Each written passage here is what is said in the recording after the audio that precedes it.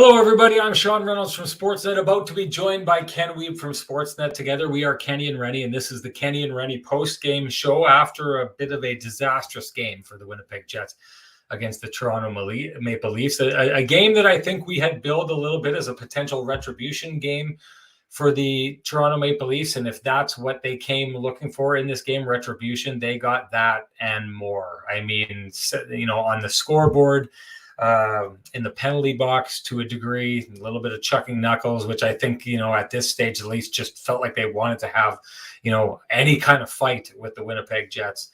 I appreciate the way Dylan stood up for Dominic Toninato. I don't know if there was a message sent by Kyle Clifford in that he went after a player like Dominic Toninato first and not one of the Jets' tough guys, and suggesting that the Jets did the same thing last game. But I think if you're a Toronto Maple Leafs fan or a Toronto Maple Leafs player, you ticked every single box you were trying to tick tonight.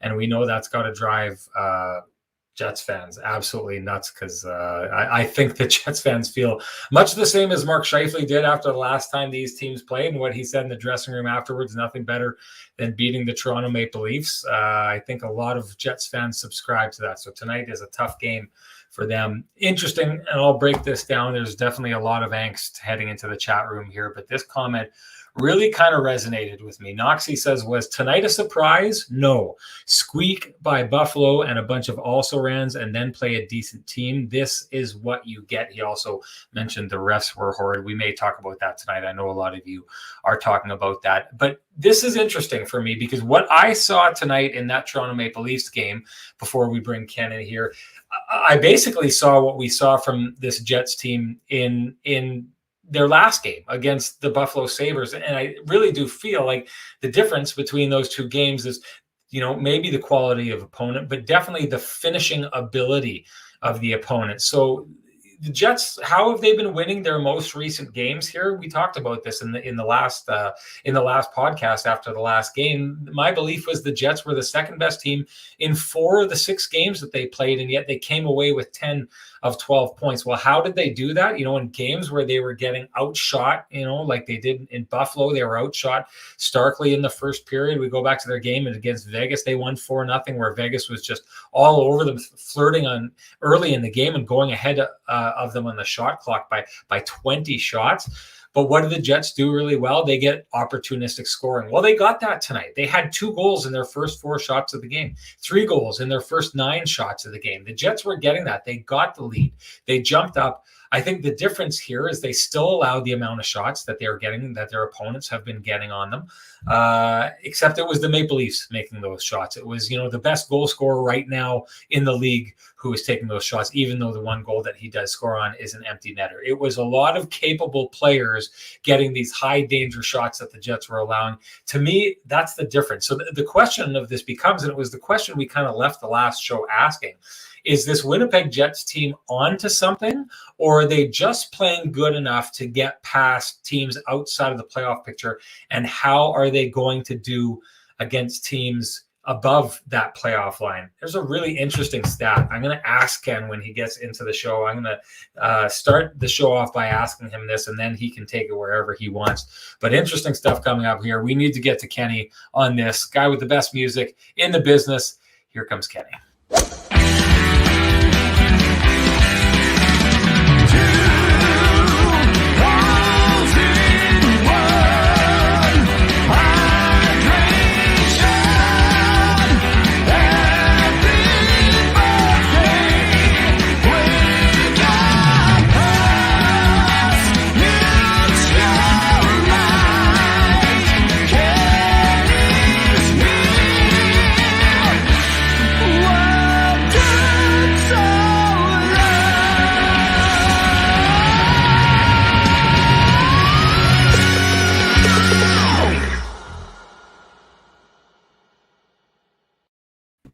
So, Ken, before this show started, I looked at the Jets. Right now, the Jets are 7-3 in their last 10 games. There's only 2 teams in the entire Western Conference that have a better record over their last 10 games than the Jets. That's the Minnesota Wild and the Edmonton Oilers. So the Jets are on a heater, no doubt. I looked over that stretch, though, and noticed that over their last 10 games, now there's a little bit of a qualifier in this. Vegas is in the playoffs right now, but they've got a 4, or I think it may even be, it's 5 games in hand, I believe, that they have on, it's 4 or 5 games that they have in hand on Dallas, who's 1 point behind them. For all intents and purposes, Dallas is that last place team. So if we are excluding Vegas just based on that, the only team over the last 10 games that the Jets have beat who are over the playoff line is the St. Louis Blues in that stretch. So while that record looks really, really good, it's going to be interesting to see what happens here going down the stretch as the Jets start to play a lot of games against teams that are above that playoff line. But I kept digging further. I went back 22 games. So keeping in mind that one of those is a win over the St. Louis Blues, over their last 22 games, how many games do you think the Jets have won over those last 22 games, a quarter of a season, against teams over the playoff line?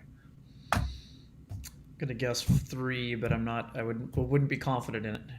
You are a generous man. It's 2. They've won 2 games against teams over the playoff line. That big victory that they had over the Tampa Bay Lightning, and again St. Louis in overtime. So this, to me, yeah, Vegas was over the line when they got the other win. So I'm going to make that 3. I think I'm dead on with 3. I think we could give you that. We could also That's give a you half the fact point. that we could also give you the fact that again Vegas was in there by the fact that they had games in hand on Dallas, and like if we're trying to use that measuring stick, I mean, Sure. where they are at that time based on what, if you take winning percentage, I think it's definitely 2. The point being that the Winnipeg Jets really have struggled against teams that are playoff teams and have been making hay on teams that aren't playoff teams. And now we're going down a stretch here where they've got to play, Colorado next Friday. They've got to play the Kings this Saturday. What did you see from the Jets? Did you see a team that just was not able to raise its level against a playoff team? Did you see a team that maybe had its game brought down by the fact that they were playing against teams that were not quite playoff level teams? Or is it something else? Is it back-to-back? What did you see tonight that explains the Jets going from winning 5 of their last 6 to getting drubbed at the hands of the Maple Leafs? Well, Sean, this reminded me of the game at Colorado, to be honest, where actually the Jets had a really strong start to the game. I mean, yes, they were opportunistic, but they had their skating legs going. They were generating. And again, it's never about one person, Sean, but the egregious turnover by Mark Scheifele, it completely turned the game around. I mean, the Jets were in control of the game. Of course, the Leafs were going to push, but it was such a casual and reckless backhand pass at a place where you cannot make a backhand pass, Sean. You cannot turn that puck over there. I mean, it's a dangerous place to turn over the puck. Again, the Leafs come back and score.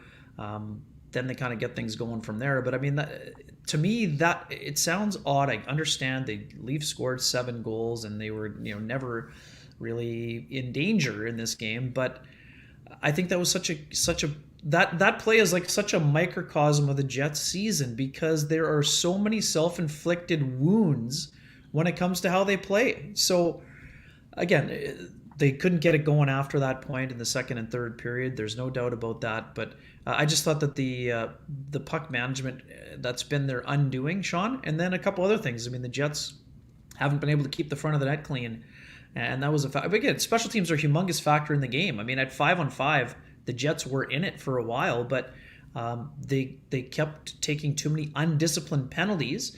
And that parade to the penalty box ended up being costly. They had 3 power play goals scored against them.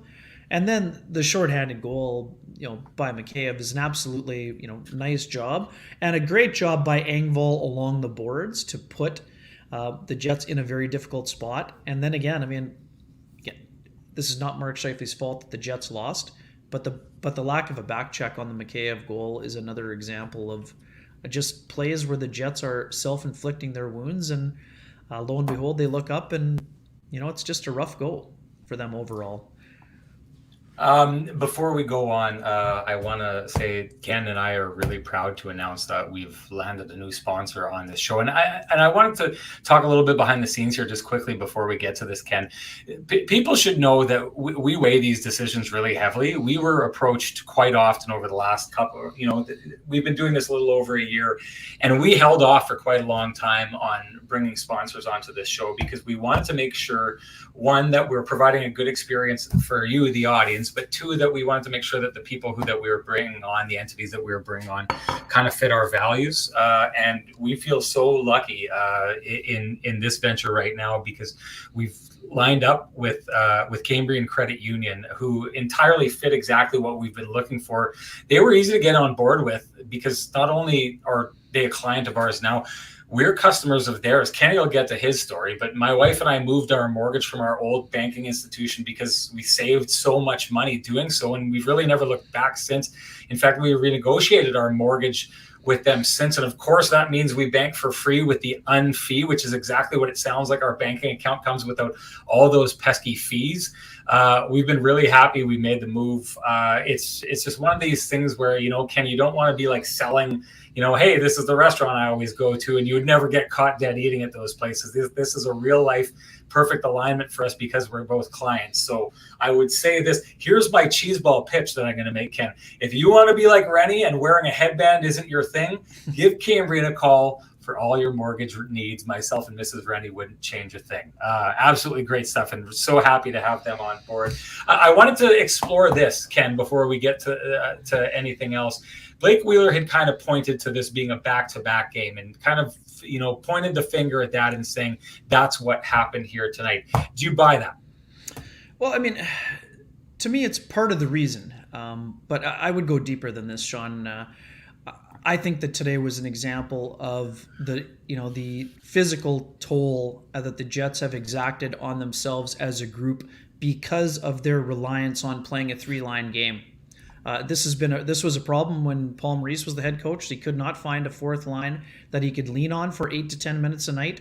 And now when you get into game 69 of the season, when you have a back-to-back, even with minimal travel from Buffalo to Toronto, I think this was a night where all of those games, and we've talked about this a lot, Sean, when Mark Scheifele, Blake Wheeler, Kyle Connor, when he's in the lineup, when those guys have to play 22, 23, 24 minutes a game for so many nights of the year, and they can't play the fourth line 8 to 10 minutes, this is what happens. You don't have legs, and that's part of the reason. Yes, of course they went through a busy stretch where they played 5 games in 8 nights, but the Jets were good during that stretch of time when they played 5 of 8 at times. So to me, it's more of a cumulative effect than it is just in this scenario as well. So again, I don't dismiss it, but I think it goes deeper than that. And I think that, the Jets coaching staff has not leaned heavily enough on their fourth line. And today was one of those nights where it got them in trouble because their big guns were burnt out to a degree, and they didn't have a lot to go for various times. And again, I mentioned Scheifele earlier. He's one of those guys that didn't look like he had a ton in the tank. And if he did, he didn't empty the tank, if you will. You know what? I'd say this about the back. If the back-to-back did play a role, I mean, this is one of those things that you're essentially saying this is out of our hands, right? Like the schedule is out of our hands. We can't handle this situation. So what do players talk about all the time? They talk about controlling what you can control. And this would be my issue with blaming this loss and the loss to the degree that it was on a back-to-back is what the Jets, I think, could have done to control this was to have started the game better in Buffalo yesterday, right? Like if you're going to say that we spent all our energy there because we went to overtime and we went to a shootout, to me, then the problem started in that you're playing a team that's below the playoff line, a team that, those are the teams you need to make hay against. And they did, but they took, Buffalo took their pound of flesh because the Jets didn't really show up in the first period and absolutely got worked. Now, if the Jets would have showed up and played the game that they did in the second and the third right from the beginning, maybe they get out of that before overtime. And who knows, maybe, giving it a full effort in the first period takes the same amount of energy out of them. And it's a moot point that I'm talking about here.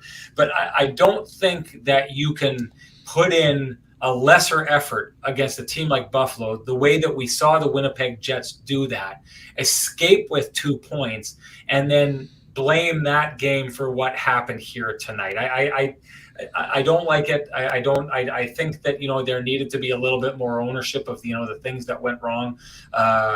Going down the stretch here, these are, we've talked about the amount of room that the Jets have left for losses. I think I'm a little more, I don't know if I'm more conservative or more aggressive on this, which one it would be, but I know that there's talk that the Jets themselves had put out a document that said they could only lose 2 more games and an overtime loss. I still believe, even after tonight's loss, that the Jets have 3 more losses in them. So if they go 10-3, I think they will have a chance of getting over that playoff line.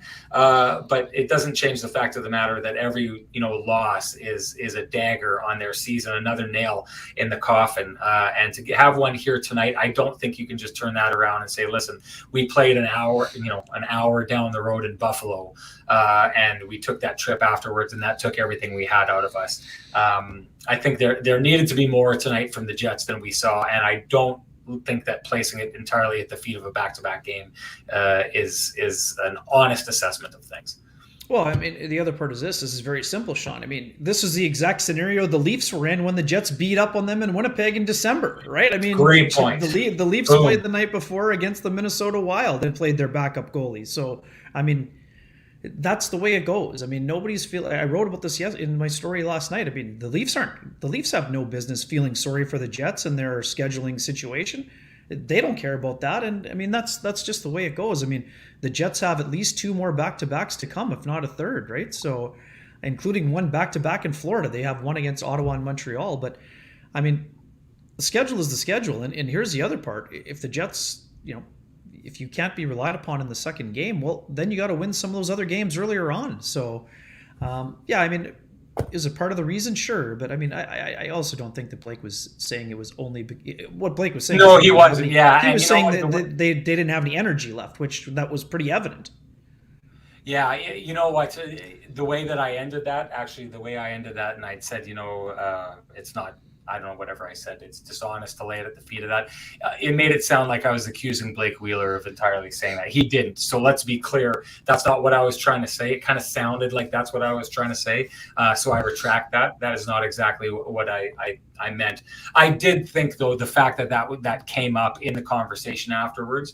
And, Harvey Manuka says they were exhausted. It looked like that. So, I mean, maybe it does have a role to play in it. I still do think that if you control what you can control, if you come out, you run it up on Buffalo at the beginning of that last game, and then coast for the last couple of periods and sit on a lead, which is easier to do than playing your way back into a game like they had to do. That's how you go about resting. That's how you go about conserving energy going into a back-to-back like this. I love your point about the Toronto Maple Leafs, because it's one thing that we forget about. The Edmonton Oilers did it earlier as well. And I do remember that people in Jetsland were absolutely over the moon that they had knocked off the Edmonton Oilers the way that they the way that they did, and then the Toronto Maple Leafs as well, when both teams had a piece taken out of them right before that. The Leafs by the Minnesota Wild, who were absolutely on top of their game. They stumbled at some point in the season, but I notice now, Ken, they're right there on pace with the Calgary Flames. So the Minnesota Wild look to be back. That's a team that is out of the Jets' dreams of catching. So we should move on. And since we're do you have something to say before we move on? Quick one on Wheeler. I mean, 7-game point streak and excellent goal. I mean, that's a very, very nice play. He walked around Mark Giordano on that play. Really nice goal by him. And I mean, Wheeler's up the ante when it comes to his production, and it's been impressive to see in a lot of ways. Okay, I wanted to save that for after, but let's get into that right now since you brought it up. I mean, let's credit where it's due. Blake Wheeler, like you said, points in 7 straight games. There was that moment earlier this season when Blake had gone on a little bit of a heater. Around that time, they went in and knocked off. I think they knock off the Blues and Predators back to back. came back down 2-0 against the Predators. I believe 1-5-2 against them. Blake was putting points in like a madman at that time. And when we asked him about it, his response was, "What's changed?" Right? Which seemed, it was a cocky response, and sometimes that's what you want out of players is a little bit of arrogance. Helps because arrogance quite often means belief in yourself, and no doubt about it, Blake Wheeler believes in himself. At that point, it almost seemed like it was, we were thinking to ourselves, like, what's changed? Are you suggesting that you right now are the same as the Blake Wheeler of, let's say, 2016, 2017, 2018? It seemed like a ludicrous comment at the time, Ken. It doesn't seem so ludicrous right now. When you see him score goals like that, that's the Blake Wheeler of old. When you see him basically being in on points, listen, so he's got points in 7 straight games, right? Well, what does that take us back to? That takes us back to that 6-game stretch we were talking about against teams outside of the playoffs that they needed to win against. Well, if you take a look at all those games outside of the victory over the Vegas Golden Knights, which is a 4-0 victory for them, they win all those games by 1 goal. If Blake Wheeler isn't making the contributions he's making, that's the point that is helping to put this team over that line that they were just barely getting across against those teams. So you have to take a look and say, in this moment right now, what did the Jets need more than anything? Never mind who they were playing. They needed wins. They needed points. They needed to walk away with 2 points on as many of those nights as they could. Blake Wheeler, on nights where they were just getting past those teams by 1 goal, Blake Wheeler was pitching in 1 or 2 points in those games, which means he was helping them get over the line at the most crucial time of the season. Give credit where it's due for Blake Wheeler. He was getting the job done. You got one. I'm going to let you go. Just wrapping it up. Points in 12 of the last 13 games. I mean, it's not only about points with Blake. I think his feet, he's got his legs going again. I think his effort level has been high. And again, we talked about this the other day, but I've liked Wheeler with Dubois. Those guys have shown some nice chemistry together, just like they did at various points last year. I think you and I were early on that. We saw that one coming. So if we're talking about getting things done, how about our other sponsors, the Johnston Group, Maddie and the boys? Check this out. I wanted to show you this, Ken. So before this, I'm just going to go and show you. We were using this before. Now, Renny is not exactly the most technically savvy person. I took a logo that they sent to us and I stretched it out and I used it. It's not perfect, but then Johnston Group, they get it done. That's what they do. And they made this gorgeous little banner for us here. They make people's lives better. That's exactly what they do. So you got to be really impressed by this. And I just want to go back and do my read here. You won't find 2 businesses with the same challenges, but you will find 30,000 businesses with Chambers Plan employee benefits proudly administered by our friends at Johnston Group. The Chambers Plan is Canada's #1 plan for employee benefits because it evolves with the way you work and live. The plan is run as a not-for-profit designed specifically to support small businesses, and its unique pooling strategy keeps rates stable so you won't have any surprises at your next renewal. Chambers Plan now comes with professional consulting on key financial, legal, and HR issues, and telemedicine services are included with every health option. See how Chambers Plan can benefit your business by visiting chamberplan.ca. Now, Ken, we need to get into this because I know that the chat room wants to get into this. The decision to go with Eric Comrie on this night. I'm not even going to start with anything. I just want to throw it to you. Here's the plate. Here's the fork and knife. Head to the buffet. Give me an idea of whether you think this was the right move and why. Well, I wish you had stuck with your original premise the last night's show. You wanted Comrie in this game, and you got him. So you were on that early. For me, I understand why the move was made, and Eric Comrie has played well. He won 5 consecutive games, and he has given the Jets everything they could have asked for out of the backup role. And given the taxing nature of the schedule, they were going to need Eric Comrie to step up and play in some games. Personally, as I said last night and as I said last week, I think that Connor Hellebuyck would have given them a better chance to win in this situation, especially given how sharp he was in the game the night before against the Buffalo Sabres. Do I think it was a bad call? No. But was it the call that I would have made? No. I mean, we talked about this a ton. I mean, the Jets have played Connor Hellebuyck in back-to-backs before with short travel. The travel was short. Hellebuyck was very sharp. Now, again, if we know that Connor Hellebuyck wants to play every single game, if he went into the meeting with Wade Flaherty And Dave Lowry after yesterday and said, you know what, I'm gassed. We went 65 minutes in overtime and into a shootout, and that he couldn't go. Then by all means, but and again, I don't blame Eric Comrie one bit about this game. The Jets were not good enough in front of them, and special teams were the difference in this game. It was not a goaltending issue for the Winnipeg Jets whatsoever. I just think that Connor Hellebuyck was starting to get into that zone, and when he is in that zone, I think you rode him in the first half, and I would have expected them to ride Hellebuyck tonight. Do I understand why the decision was made? Absolutely. No, I mean, welcome back, Roscoe. Nice to have you back. Spicy takes. Roscoe's got the spicy takes. We missed those. No, and again, I think that Comrie was fine in the game. I mean, did he steal the game? No, but I mean, was he at fault in this game? Absolutely not. But having said that, I think I personally would have leaned towards Hellebuyck, and this is not 2020 vision. I said this last night, and I said it on Sunday. At the same time, you also understand that the Jets are going to have to give.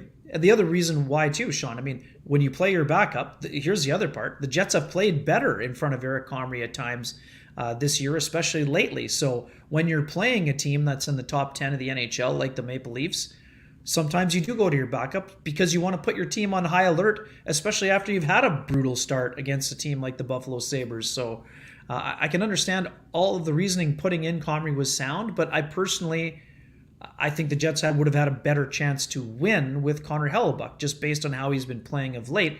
But again, Eric Comrie's been playing very well, 5 wins in a row. So was he deserving? Yes. Would I have personally started him? Probably not. Well, I'll say this. You talked about sometimes you get that bump from having a backup goaltender.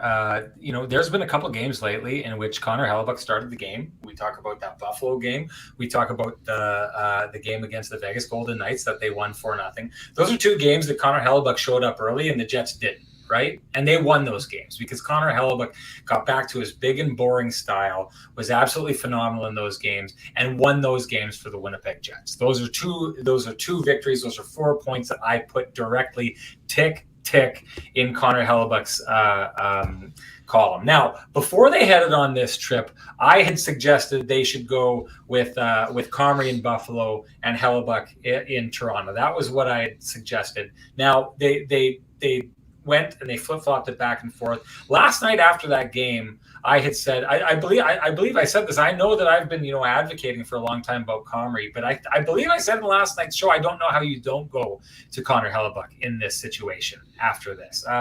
And now that's not saying I don't believe in Comrie. And you talked about a team getting a bump from him. Well, listen, last night against Buffalo, when Connor Hellebuyck went in there, the Jets came out flat. Tonight, when you start with Eric Comrie, the Jets came out hot. And I think if you go back and you look at the games that Eric Comrie's played in, the Jets do come out hot when he's in the net. I think if you're looking for an explanation of that, Nick Ehlers gave a great one last time he played. They really care about this guy. They believe in him. They want him to do well. So I think that there is a little bit of a spark. So he earned the Jets that spark. Now, did he have the best night?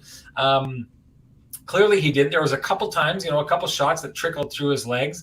One of them was a bit of an early whistle that the Leafs were unhappy about. The other one, the Jets defenseman jumped on that. That tells me he wasn't at the top of his game. But it also, Ken, tells me that those mistakes that he made didn't cost the team. I'm squarely with you on this. I don't hold Eric Comrie responsible for this loss in any way at all. I mean, there was traffic around the net. Players banging it in from the side of the net. That last goal, there's an empty net goal in there. That last goal is, a blown coverage, a wide open seam on the power play in the back of the net.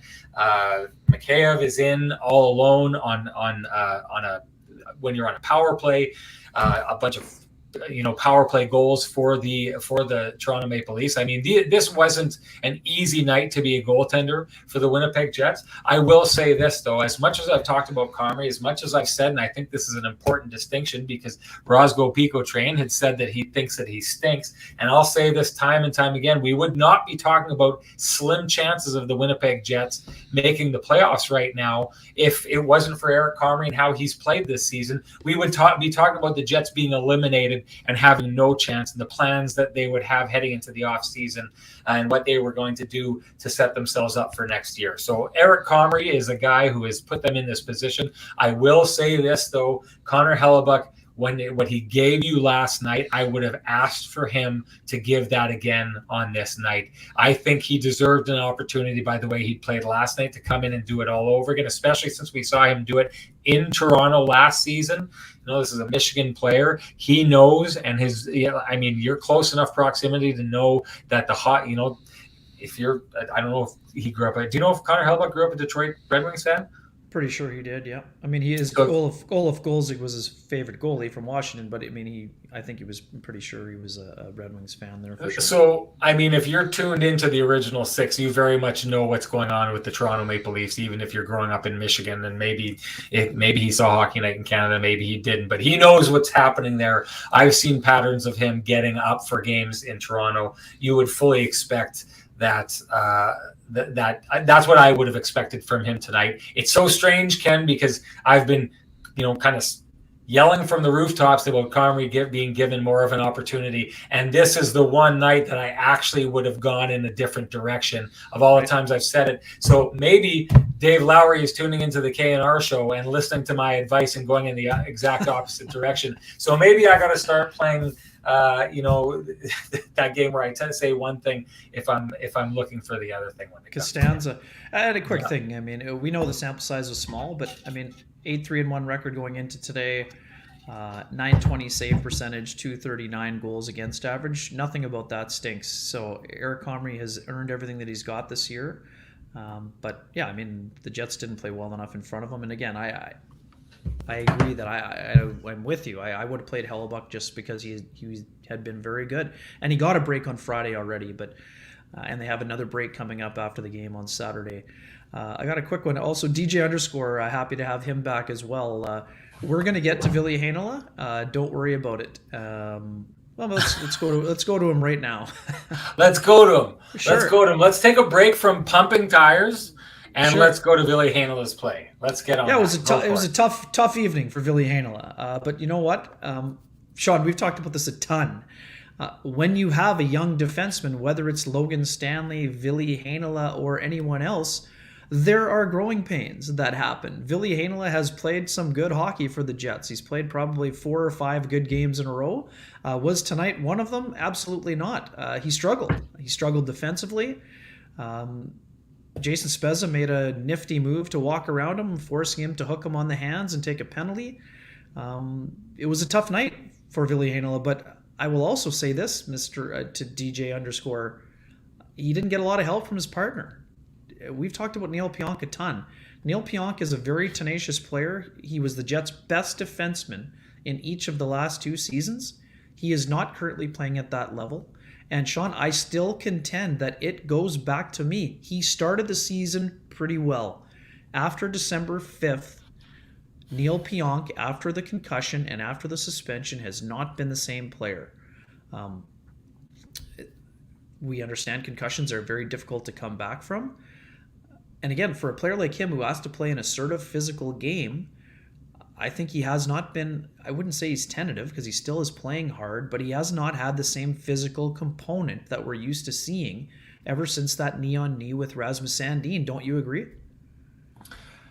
I do agree. I will say this. Neil Pionk is a player that actually, I think he came in under hard situations in Winnipeg because he was tasked with replacing Jacob Trouba, which people didn't think he was going to be able to do. And in that first year, I thought he was the better defenseman than Jacob Trouba. Now it seems to have switched back in the other direction. I do think that there's been, a touch of regression that you're talking about here. I don't know if that's where it starts. I will say this. We know what Neil Pionk is at his most capable. He's an in-your-face style defenseman who I noticed every single game that he played. That was the one thing that I thought was interesting about him. Never mind him being a small player. If you are one of those players that you see standing out, he was basically a smaller defensive version of Pierre-Luc Dubois. Is there anyone who got more in the other team's kitchen than Neil Pionk? And I love these kind of players. We've talked about this with Pierre-Luc Dubois. the effect that they have on the game outside of them scoring, outside of them putting up points, in his case, outside of him defending well or getting the puck out of his zone, if you can take the other team off their game, you're winning. You're winning you're doing your job. And Neil Pionk, I thought, had such a profound effect on the game in the past with the Winnipeg Jets, and the way that the other team kind of sometimes lost their minds a little bit, sometimes thought a little bit too much about him. I think that hit that we saw, the knee to the head that we saw, was an exact reaction to exactly that. That's the kind of, emotion that he instilled in other players on the opposition team. But I do think you're right. Like, that Neil Pionk is not present right now. We're not seeing that from him. And it creates a giant hole in his game. One that, you probably would be surprised is there, because I don't think anyone takes a look at a defenseman Neil Pionk's size and thinks what we really miss about him is his physicality. But the Jets miss his physicality. He is, I've beat this horse to death. He affects the game. He hasn't been affecting the game that he used to. I'm glad that you pointed it out, because it's a big hole. It's most definitely a big hole. We should move on here. I want to get to Zach Sanford. Someone in the chat room asked about it. I wanted to get your take on him. I've seen varying, hot and cold takes about him on Twitter. Where do you lie on what you've seen from him recently and maybe even tonight? Yeah, I mean, was Zach Sanford as effective tonight as he was yesterday? No. Overall, I think that Zach Sanford has shown to be a guy who's pretty strong on the puck. He can make some plays. He's got a big body. Does he bang on every single shift? No, but I think he can get involved physically. I think he's a smart player. I think one of the things that Yevgeny Svechnikov has done when he's made plays is be comfortable with the puck in his stick. So, is he best tasked with being in a top six role? I mean, the production hasn't been there. The same argument we've had with Svechnikov, that the production wasn't there on a lot of nights. So right now with Kyle Connor out, I don't know, could you play Jansen Harkins up there? I mean, the thing about Harkins is that, before they made the trade, Harkins was coming off a 2-goal game, but since that time and going back to the fourth line, his role has been reduced and he hasn't been as effective. So I think that Sanford, I think I like him with Adam Lowry personally, and I like him with Lowry and Appleton better than I would necessarily with Dubois and Wheeler, but I think he's fit in fine there. Do I think he was all that noticeable tonight? No, but he had a lot of company in that department. So I'm not out here saying that, a guy who's been here for a handful of games is costing the Winnipeg Jets. That simply is not the case. Does he have more to give? Yes, sure. But I don't see it as a lack of effort from him. He's one of those guys where I feel like if Zach Sanford gets one to go, he could probably get a bunch, because you can see that he's got some hands. But I've said that about Svechnikov all year long. If we're basing it on what we see in practice, Svechnikov should be a 12 to 15 goal guy, no problem. And I wouldn't be shocked if he scored 20 one year in the NHL. But there's a lot to go in order for that to happen. Sanford is a guy that had 16 goals with the St. Louis Blues in his best season. So I think that he has more to give, but I actually have liked his game in most of the nights that he's played so far with the Winnipeg Jets. The one thing I think everyone has to keep in mind here is, like exactly what Robert Sutton is saying here, give Sandman a chance. It's not easy to just show up on another team and, hit exactly how, play the exact kind of game that you want to play. Now, we should couch this and say, like, being given an opportunity on a line beside Blake Wheeler, playing the way that Blake Wheeler is playing right now, and Pierre-Luc Dubois, is an absolutely massive opportunity. So we don't want to, play the world's smallest fiddle and, but I'm new and I haven't had some time and I need to acclimatize. This is one of those situations where guys, they need to jump on this. They need to take these opportunities. So there's a little bit of that in here. We did have the conversation yesterday about Sanford and the idea that maybe the Jets see something in him that they like. They see a version of him that they feel that they can turn into something greater. And if they can do that, maybe you provide him with opportunity right now to try and give him a reason to stick around as the UFA next year. But Ken, I've got a lot of time for what you just said about giving a player like Jansen Harkins that opportunity. opportunity. Jansen Harkins, the one thing I think has, he had those 2 goals. And boy, it was tough to see Andrew Kopp move on right after that, because they seemed to have a little bit of a click there when that was happening. But outside of that, he's buzzing at all times. I mean, he's hard on the puck. He's taking a lot of shots now. He's not burying them. But I like the way that Jansen Harkins is playing. I like the way that he's thinking like a shooter, which is what I think the Winnipeg Jets want from their players. He's buzzing. He's not afraid to go into the corners. He got banged up the other night. He's back already, which tells me, Ken, that he's probably pretty sore right now and playing through it. And I liked what I've seen from him in those opportunities. And you touched on Svechnikov as well. I think there's an interesting conversation to be had outside of Sanford, of who deserves that opportunity most. And I mean, I would think that there would be some frustration if you were a player like Jansen Harkins or maybe Evgeny Svechnikov to see that a spot opens up on one of those top lines and they hand it over to the new guy, right? Who I mean, has he proven himself? Has he done enough when he was in Ottawa or in St. Louis to prove himself to get that opportunity? I mean, these are the interesting parts about this that I find fascinating. You know that there's humanity behind all this, and you wonder what Jansen Harkins is thinking as that player gets that opportunity. Because I think, and it's almost ancient history we're talking about this, Ken, but Jansen Harkins got that opportunity up with the top line a couple of years back when he first arrived in the NHL out of the AHL, and he took that opportunity, he ran with it. And it makes, if I was Jansen Harkins, I'd probably wondering why that opportunity hasn't come back my way. Or maybe a better question or a better way of tackling this is to ask the question, and I'd like you to answer it. What more would you need to see from Jansen Harkins for him to get an opportunity like Zach Sanford has just been getting? Well, I mean, Zach Sanford is a more experienced player. He's got 47 NHL goals. He's got more goals than Svechnikov or Harkins. I mean, has he had more opportunity at various times? Of course. Again, I think that Harkins has some of the tools. This year, we talked about this all last year, Sean. One of the biggest mysteries was how Jansen Harkins went from looking like one of the better players in the first scrimmage in training camp to being a frequent healthy scratch last season. And we know part of that had to do with the Jets had Trevor Lewis, Nate Thompson, and often Matthew Perreault on the fourth line. And there were not a ton of opportunities. But for a guy who went from Jansen took the biggest 2 years earlier, he took the biggest leap on the depth chart, going from basically a forgotten draft pick, a high draft pick, to jumping up the depth chart and having a cameo with Blake Wheeler and Mark Scheifele, to being a healthy scratch and now searching to find his way. So, I mean, this is always a two-way street for me, Sean. I mean, Harkins could do more and he could also get a better opportunity. But right now he's in the kind of in-between area where he hasn't gotten a lengthy stretch with either the third line or higher. And, he in his limited time, he hasn't, again, 7 goals, considering his ice time, is pretty steady for a team that didn't have a ton of secondary scoring. But at the same time, I think Jansen Harkins also has more to give. But, I mean, it's the chicken and egg. I mean, if you do more, you get more opportunity. But when you get more opportunity, you have to do more. I mean, I think it applies to all those players, whether it's Harkins, Svechnikov, or Sanford now in this opportunity. So it's interesting. I mean, I totally understand. And, I mean, being in a position where you're jumping up and down the lineup and your position is not secure, it is not a fun place to be.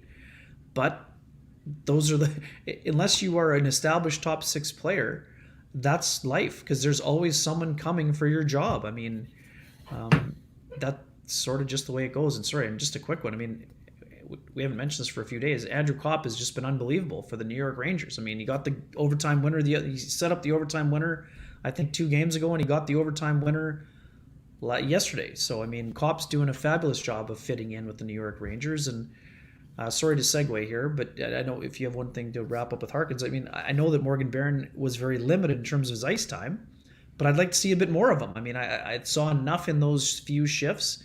Is he the fleetest of foot? No, but he looks like he's a really smart player. I noticed him on the forecheck a few times, and I think he actually could mesh well with Jansen Harkins on a fourth line. And this is another thing. I know I've been banging this drum all season long. I want to see David Gustafsson. I mean, this is another one of the confusing things to me. I understand what happened with his injuries, but David Gustafsson has played great since he's returned to the Manitoba Moose. I think the Jets have to find a way to get him in the lineup. I understand Dominic Toninato works incredibly hard and has done a pretty good job in the penalty kill, but I mean, the penalty kill is now struggling. I'm not blaming Dominic Toninato for that by any stretch either. I think the Jets need to find a way to get David Gustafsson in the lineup, and I don't think they should have to wait until they potentially get eliminated from playoff contention. But at the same time, he's going to have to continue to push through and play well with the Moose in order to get an opportunity if and when one will arise. Well, it's an interesting question, and we'll get. And sorry, I just got to take care of some business before we do this here. Roscoe, it's good to have you back, but we've talked about this before. You're using language. I don't care if you're talking about players or whatever. We're not here to bash people and call people names. I mean, I'm going to put you in the. Sounds so stupid. I'm going to put you in a timeout here. But I mean, we've explained this. You can't do that. You're welcome here to share your views. You're not welcome here, though, to come here and be lipping people off and be calling people names, whether it's the players or people in the chat room. It's not what we're about. I don't think I need to say it again. And I won't say it again. That's it after that. So, you know what? Morgan Barron, I just wanted to, talk about him. Okay, so sorry. I'm going to back up and I'm going to talk about what you talked about. This is kind of the other part about this. I mean, see Sanford, it's almost like the shiny new toy thing, Ken, right? Like you get something new, and maybe part of this is you need to get a look at them at the NHL level to see what you have here, right? So you grab Sanford and you give him an opportunity on the top line and you put him right away onto that third line to see what he's capable of doing. So I've got time for that argument and what you're talking about, what he's done in the past. I still do think that there's going to be some frustration there, as there should be for players like Jansen Harkins or Evgeny Svechnikov. But when it comes to a player like Morgan Barron, I was thinking exactly the road that you traveled down there, that the Gus bus is not traveling. He's not traveling the road to the NHL and being given that opportunity. But Morgan Barron hops up here and gets a little bit of a look. Now, did I like what I saw from him? There was one play there where he was taking the puck behind the net. You can see he knows how to use his size, kind of reverse the puck to the front of the net. Now, he didn't click on the play, but it was one of those situations where I thought, it was a smart play. So you can see flashes of the offense that he's capable of. You can see his size, clearly how he uses it. So I can see that there's something there, but I just wonder about this idea of bringing these players in and giving them opportunities that other guys have been salivating for. I mean, how does David Gustafsson feel about that call-up, Ken? I mean, you've been the guy who's been beating the drum louder than anyone when it comes to David Gustafsson. I have an idea how you feel about it, but if you're David Gustafsson, what are the thoughts going through your head right now? Yeah, I mean, there's got to be an element of frustration, Sean, but also he also knows that it was unlucky that in two of his games that he played, when he did finally get the opportunity, he was hurt. He didn't get out of the second period in either one of those games. So I'm not blaming him, Sean. Yeah. But those are the facts. I mean, if you're the Jets, I don't think you have to be concerned about him. Those are freak injuries, and one of them was when he went to the net, which is what the Jets have been asking all of their players to do. But I mean, are you worried that if you call a guy up, that maybe what if he gets hurt again and now you're playing with 11 forwards? I mean, I don't know if that's factoring into it, but I mean, even this year alone, Barron had, I think, 18 games with the Rangers. So, I don't believe that for 1 second. The Jets do believe in David Gustafsson. So he's going to get an opportunity, whether it's this year or in the fall. But, of course, there'd be frustration. But, again, it's how you handle the frustration. We've talked about this all year long, about whether it's with Ville Heinola or with somebody else. Everyone wants to be in the NHL. Those are the facts. But until you establish yourself as a player, and even once you establish yourself, the fine line between being comfortable and complacent is very thin, especially when you haven't established yourself as an NHL player. So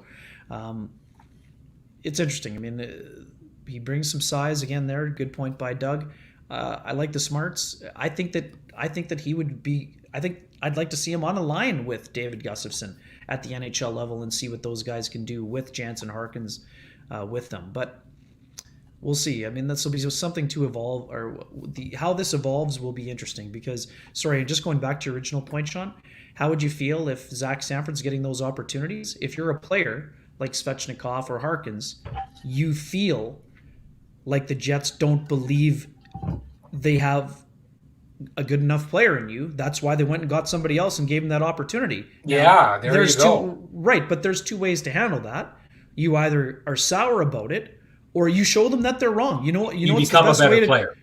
be better and show them that they're wrong, right? So I know it's easy to blame coaches and it's easy to think it's someone else's problem or someone else's fault, but I put the onus on the player. I mean, I understand sometimes it's very difficult, but my best advice from covering 10 years of the American Hockey League and seeing many players feel as though they either didn't get a chance or were better than the guy that got the chance, the best way to handle yourself in that situation is to give the team no choice but to play you more. However way you do that is up to you. Is it difficult? Of course. But it is possible, and that is the best way to ingratiate and earn the trust. I mean, you were asking, they were asking about Jeff Hamilton was asking about the trust. How does Ville Heinola earn the trust? Trust is a two-way street, but I can assure you that if you provide effort and ability, the coach will trust you quicker than if you're sitting down pointing fingers and pouting about not getting an opportunity. And I'm not saying any of these guys are doing that, but I've seen lots of guys do that in the past. You know what? We know that we like our rock on this show, and I think it's Kiss that start their concerts with, "You wanted the best, you got the best." Well, we've got the best guests when it comes to this, and you wanted the best, you asked for him. Here comes Scott Billick to share his opinions on the show here. Scotty, we're kind of finish our thoughts on this because we're talking about Morgan Barron coming in here. I think you heard what Kenny was just talking about here. The one thing that I think about this is it feels as though a guy like Morgan Barron, people were talking about his numbers, he walks up, he's given that opportunity, right? Zach Sanford comes into the lineup, he's given a lot of opportunity, where I think what Jets fans kind of confused with this is, Kenny touched on it, the Gus Bus comes up, twice, gets injured. It's not one of those things I think you can blame on the player, but he's down and that opportunity is gone. He's still waiting for the next one. Training camp, he wasn't given much of an opportunity to make this team this season. A guy like Jansen Harkins, he goes out, he scores those goals. It doesn't necessarily turn into opportunity after that. He's still waiting for more. Svechnikov, a lot of people have thought he's proven himself a number of different times, and it seems to be kind of bouncing back. And, I guess the ultimate is Ville Heinola, a guy who has had to work really, really, really hard to earn that two-way trust that Ken is talking about. Do you think that the Jets treat, the newfound toys like the Sanfords and the Barons any differently than they do the guys that they've had in-house for a while? And if so, what do you think, or why would you think that? Hold on. Start again. Unmute your mic. There we go. No, you there we go. Yeah, I'm good. I unmuted myself, so yeah, we're good. It's a good question, and I don't know the answer to it. I mean, I think Morgan Barron gets the call today because he has the NHL experience that maybe David Gustafsson does. I don't even know if that's true, though. Like, I don't know how many games each of them have played. I mean, Morgan Barron only has, 20 maybe, I think, something like that. I can't remember.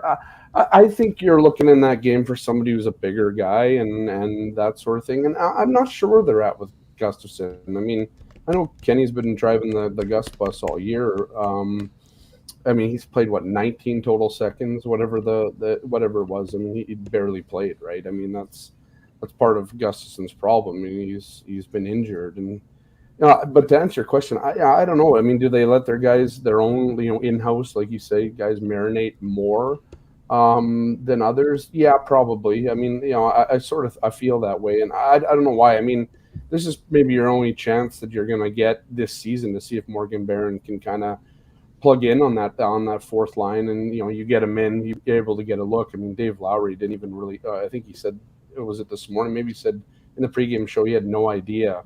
You really hadn't really seen this guy that much. So, yeah, I don't know. It's a good question. I just don't have a good answer for it because, we see, like, why isn't Dylan Sandberg maybe been brought back up when he had a really good showing? Yeah, I mean, he was injured, but he's played a while now, right? So when's his time? When Logan Stanley was having a tough time, obviously Ville Heinola has been with the team most of the year, been with the team for quite a bit of the year. So maybe, he deserves that chance. But right now, with Schmidt out, maybe we see Dylan Sandberg. I don't know. I thought Dylan Samberg played very sound defensively, which is part of the problem with the Jets is they don't really play sound defensive hockey. And so when you put in a guy like that, why isn't he back in the lineup when he's healthy? Like, that's the part that I don't understand. And then, we can go with how they've, in I think a lot of our opinions mishandled, Ville Heinola, coming up and not playing him or sitting him in the press box, or, Logan Stanley's issues have been kind of maybe glossed over at times because, he's played more games, obviously, and he's been allowed to make mistakes that maybe Ville hasn't been allowed to make at, at times. So I don't know. Like, it feels like sometimes they mismanage the better players rather than, managing maybe the players that aren't as good and maybe putting them out. It's almost like they extend, the branch to those guys for a little longer for some reason. And then when you have guys like, this is the whole reason I think where you bring, this is the whole reason why I think you kind of, you have these competitions, right? Where if you have depth in your organization, you should be leveraging it, not, like if one guy's not playing, put the other guy in. And I get the idea too that, people want to see Logan Stanley come out of the lineup after X number of games this year, and they want to give Ville Heinola like 20 games to see what he can do. And like, I get that, but problem is right now, I mean, and trust is one of the factors, right? Does Dave Lowry trust Ville Heinola over Logan Stanley, even if Logan Stanley's making mistakes? And I don't know, right? Like, because, do you go with the devil you know or the devil you don't know? And part of the problem with the Jets this year is this time of year, you kind of don't have an option, right? Like, you have to play who you think or who you trust perhaps the most at right now, because you're trying to find wins every night. And I don't know what you want to say about tonight's game, because it was a bit of a write-off, and I think a lot of people kind of thought that going in. But I mean, it was defensively, it was a poor effort across the board. In my opinion, on both sides of the ice tonight. But I mean, I went to the buffet there. If my voice sounds a little sexy, I'm just out of sick bay, so I'm still trying to get it back. But anyways, that's what I got for that one. You know what? I've got to apologize. I've failed as a technical guy here. I had a comment by EKD that I wanted to dive into, so I'm not going to be able to bring it up on the screen or give you the full gist of what it was. But basically what he was talking about was he thought that maybe the Jets kind of psyched themselves out of this game. We were all talking about it being a retribution game and that maybe the Jets got a little too up for it. I've got time for that comment. I'll say it like this. I was on Fan 590 in Toronto before the game, and they had sounded like they were getting ready to ring the bell. Sounded like Sheldon Keefe before the game, and you could tell by the way he put his lineup together, he was preparing for something to happen. But I wonder about this game tonight, guys. I had thought that if they got into the type of game where Toronto went looking for retribution, that would have played into the Jets' hands entirely. Yeah. And I think Pierre-Luc Dubois, just on autopilot, is the kind of guy who starts stuff the way that we saw. Was it he and Engvall who went to the box tonight? Yeah. I mean, that's just how he plays. But do you have any time for the theory that maybe the Jets are the ones that kind of got caught? Because I fully and completely think the last game they played, the Leafs got too involved in that kind of stuff, and that ended up in them losing the game. I very much think that they lost the game because of that. Do you think that the Jets maybe didn't have their minds right because of those players coming into the lineup and thinking that the game was going to go in that direction? I'm just playing with the chat right now. So yeah, no worries. Ken, you take that. You start with that one. Yeah. I don't think that was a factor at all, Sean. I don't think the Jets got caught either being intimidated or trying to be extra physical. Personally, I mean, do you have to be on alert when Wayne Simmons is out there? Yeah, I mean, he had a couple big hits in the game. There's no doubt about that. That's why Wayne Simmons was in the lineup, to be a physical force. I mean, do I think the Jets should have thrown down a few other times? No. I mean, did I think the Jets got pushed around? No. They got outskilled by a skilled team that took it to them on special teams. That's what I personally saw. I don't think they got kind of worried about shenanigans at some point. when it comes to the evolution of Logan Stanley, at some point when a team is down by a goal or two, do I think he maybe should have accepted a challenge from Wayne Simmons? I mean, if that's an element he wants to add to his game, then by all means. But am I out here saying the Jets got pushed around? No. Could they have been more emotional, more physical? Sure. But, the tank didn't seem to be allowing that. And again, is that just a matter of fact of where the Jets are in game 69? Perhaps. I mean, if it took them 2 months to win 3 in a row for the first time, should it be a surprise that on a back-to-back the Jets were not able to win 4 in a row for the first time since the end of October? I mean, they've shown us what they are to this point. I mean, can they go on a heater? Yes, but should we expect it? Until they show us differently, I don't think we should be expecting it. Yeah, so I don't think last night's game was a walk in the park either, right? Like, the Jets went hard for that win last night, right? Like, it wasn't like, they took Buffalo. Like, they didn't take Buffalo to the ringer. I mean, that game was hard. It was contested. And it went, 65 minutes plus in the shootout. Yeah. So it's a tough thing to ask going into Toronto. But again, at the same time, I mean, you're not really afforded that excuse right now either, right? Oh, well, you played back to back, so you have to. I mean, and then Wheeler broke out. I think he broke out last night he broke 5 and 8. I think tonight he didn't, but they played 7 and 12. I mean, it's like, yeah, but this is the hole you've dug yourself, right? So it is what it is. Well, here, Scott, I'm going to ask you this. I don't know if you're on for the top end of the show. I started digging in because, as I said, the Jets are 7-3 in their last 10 games. Only 2 teams in the Western Conference have a better record over the last 10 games than the Winnipeg Jets. But I started digging into that, and I took a look at this. I don't know if you heard this stat, but in their last 22 games, how many times do you think the Jets have beat a team above the playoff line? You're asking me how many times in the last 20? 1 quarter of a season. In 1 quarter of a season, how many times have they beat a team over the playoff line? That's over the playoff line right now. I'll go with like 5, maybe 6. It's 2. It's 2 times. It's worse than I thought. Listen. It would be 4 if you. It would be 4 if you counted Vegas. Sorry. I'm not counting Vegas because Vegas is 1 point above Dallas right now, but giving up 4 games in hand. So for all intents and purposes, there we go.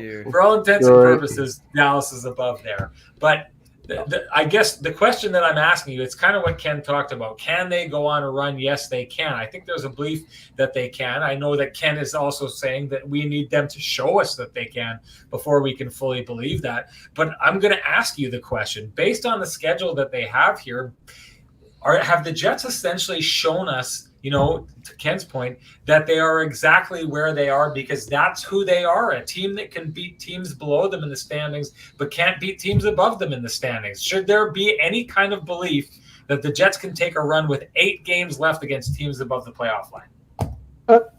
I think they can because, and the record obviously – because the Jets can rise to the level of their competition, right? Like, and I know, okay, so this record in the last 22 games isn't really showing that, but we've seen this over time, right? The last time they played Toronto, they've played these teams, Vegas, right? They've played Vegas several times this year, or 3 times, I guess it was, and they won all 3 of them, did they not? So.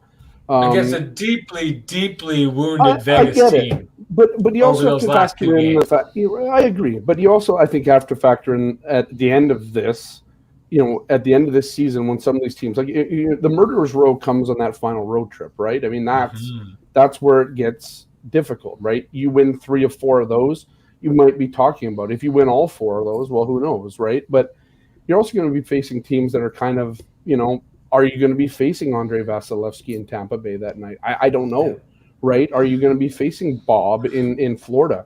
Are you going to be facing Shesterkin in New York? Like, that's because this is the thing, right? I mean, some of these teams are in load management at this point, right? Because, Vasilevsky has always been a guy about load management because the one playoff year, he said he was so fatigued he couldn't, they got run out of the building. So, and then so he's learned from that. That's one of the things that Andrei Vasilevsky has learned during the season. So does that play into the Jets' hands down the stretch? That's what I wonder.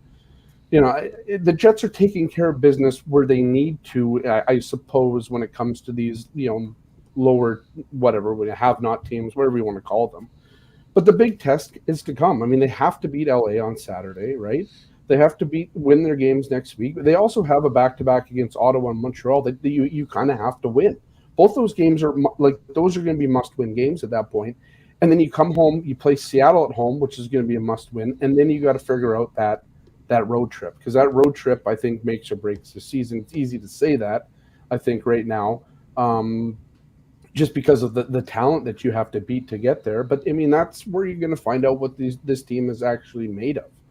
And there's every chance that they go on 0-4 on that road trip, and then the season's over, because those are great teams. But I think they're catching those teams at a good time. If there's any time that you want to catch them, it's in the second last week of the season, like they're going to at that point, where these teams are kind of winding down. They're not winding down, but just trying to keep guys not injured going into the playoffs. So we'll see. But because the thing with the Eastern Conference right now, too, is there's a lot of teams. Like, all those teams are already set. They're all going to the playoffs that the Jets are going to face on that road trip. But the crazy thing about that whole thing is that, like, they're still jockeying for position, right? Who's going to play Toronto or who's going to play Boston? Nobody wants to face some of those teams in the wild card, right? Because Tampa Bay might be in the wild card. Who knows what's going to happen? So that's the other thing. Like, they might also be facing those teams where they want to win just to get out of it. So we'll see what happens. But it's not. I think we've all figured that they need a minor miracle to make, or even a major miracle to get into the playoffs. But I think there's been times where this Jets team has shown that they can play to the level of their opposition. They show it so many times against these have-not teams. I just wonder if they can do it against the teams that at the end of the day they're going to have to beat. I think 3 of the 4 on that road trip, and those are you have maybe 2-3 losses now to give. Going into the next 13 games. You can maybe spot those teams too if you run into that on a 5-game winning streak or whatever it's going to take going into that road trip. But yeah, it's not easy. I mean, nobody said this was going to be easy. They've dug themselves a massive hole. Can they do it? I mean, I don't know. We've seen strange things happen, right? St. Louis last place to first place to Stanley Cup. I mean, it's possible. It's not probable. But at the same time, I think this team can do it. I just don't know if they've shown it this year. And that might be the problem, right? We're almost comparing to teams of yesteryear and thinking that, well, yeah, we've seen this happen with this group even at times do it, but they haven't really done it this year. So they're going to have to pull a rabbit out of their hat on that one.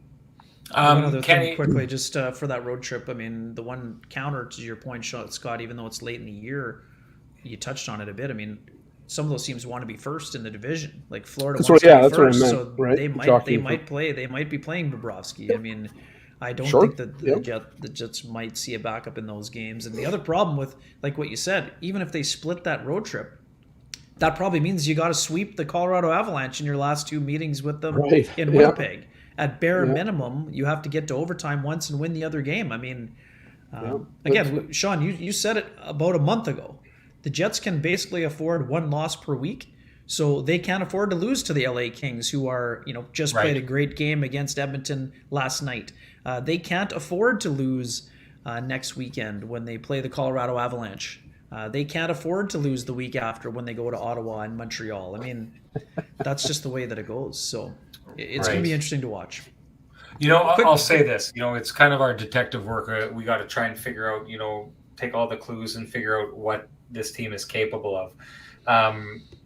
I'll say this down the stretch. I just don't think, based on what we've seen from this, that that we should believe that the Jets are going to be able to go on a heater against these teams. And I go back again to these last 6 games that were played. It's a question of, are the Jets just playing up to stuff just enough to get past the Columbus Blue Jackets and the Buffalo Sabres, and not showing up against Ottawa, throwing the towel in and letting Connor Hellebuyck win you a game against a very damaged and wounded Golden Knights team. That Chicago game, which they admitted they probably should have lost. Like, to me, the belief that they should be able to go out now and, like Kenny said, beat Colorado a couple times and do something on that murderer's row of a trip. I don't know that I've seen the evidence that would suggest that they should be able to do that. I mean, I know that you're talking about it. I know that you pointed back to games throughout the season that they won. I don't know that we've seen enough of that, and haven't seen for a long time an ability by that team to raise their game. Boston came into town. They lost to Boston. They played New York Rangers when they came into town. They lost to the New York Rangers. Like the really good teams, you know, if you think about when Carolina was in town, when Florida was in town, those teams really were able to make, you know, tidy business of the Winnipeg Jets. So do I think this roster is capable of that? Sure. But this roster is in a position because of the way they've played. And I have not yet seen the evidence from this team that would suggest, and I hold this last game stretch, even the fact that they took 10 of 12 points for tonight's game, it was done in such a precarious manner that those games could have gone in very different directions. Now, if the Jets would have sailed through that and taken the same amount of points, 10 out of 12 points, because winning 5 out of 6 is phenomenal, no matter how you do it, no matter how you break it down. But if the Jets had gone through that and really showed that they were a level above those teams, and then headed in here, even if they'd had a bad night against Toronto, I would have seen evidence that they were capable of raising their game. I haven't seen that yet. Now, like Kenny said, it's an important game against LA. Maybe that's where they start. Maybe they learned lessons from tonight. Maybe they're finally applying those things and moving forward. But to me, that 2 wins against teams above the playoff line in 22 games, if the question is, have the Jets figured something out here and they're charging towards the finish line, or do the Jets benefit from a really, really weak schedule? It's looking to me like it's the weak schedule that is propelling them at this stage, based on the fact that they've got 4 points against teams above the playoff line over that quarter of a season stretch. Guys, we should shut this down. Maybe people are interested in watching that Dallas game. Sounds like the hockey gods are. Sounds like the hockey gods are working in the favor of the Jets and gave a bounce that's tied that game up. So there we go. Before we do go, you saw Scotty holding up before his Wake Up KNR mug in red, comes in blue, comes in white. We've got our KNR shirts, our Wake Ups, Sean's headband, and our just regular KNR shirts. If you want any of that stuff, go to www.shopsportsnet.store. My Perlator Courier guy dropped off some winter boots today, guys. And he's a big KNR fan. He was talking about the show, so I gave him one of our water bottles, our KNR water bottles. So if you just happen to be in the neighborhood at Rennie's house, who knows? Maybe I'll throw something in your direction if you come out there. But thank you so much, everybody. One thing before we go, we should plug our show from before. Our KNR long form show. We were once again really happy with this one. Kyle Bukoskis from Hockey Night in Canada stopped by, and Brock McGillis, who is just doing absolutely phenomenal work trying to make hockey an accepting and equal environment, doing really great work. It's worth checking out if you'd like to check it out. We'd sure appreciate it if you did. Last thing, if you're not subscribed to our YouTube channel, what's taking so long? Get in there and do exactly that. And click like, helps us reach more people, which we are always trying to do. Thank you so much, chat room, for everything you've done. Scotty, thank you for joining us here today. Ken, great job as usual. We will see you all after the game, Hockey Night in Canada, as they take on the LA Kings.